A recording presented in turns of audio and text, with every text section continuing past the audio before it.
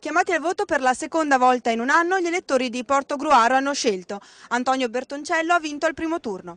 Il candidato per il centro-sinistra, Antonio Bertoncello, è stato eletto sindaco di Portogruaro poco meno di un anno fa, al turno di ballottaggio con un consiglio comunale a maggioranza di centrodestra.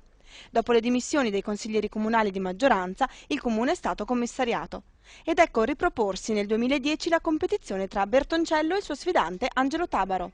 Hanno bloccato la città per un anno e adesso questa città ha bisogno di un rilancio e ha creduto a una coalizione di centrosinistra che è datata 91 e ha creduto a un sindaco che ormai aveva governato per 5 anni. Una sfida vinta sul filo del rasoio per una manciata di voti. Nonostante questo, Tabaro si è complimentato con il neosindaco. Mi auguro che quello che ha dichiarato, quello che ha promesso, lo mantenga, che la città, che adesso sia veramente il sindaco di tutta la città. Gli faccio i complimenti perché ha vinto e quindi devo riconoscere, ha vinto lui, ha vinto la sua squadra e speriamo che le cose vadano bene. Bertoncello si è presentato alle elezioni con una coalizione di liste civiche, Italia dei Valori e Socialisti Italiani.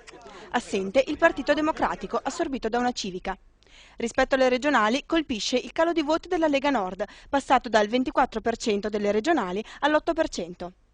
Ma i sostenitori di Bertoncello lasciano agli sconfitti la riflessione politica e pensano a festeggiare una vittoria non proprio scontata.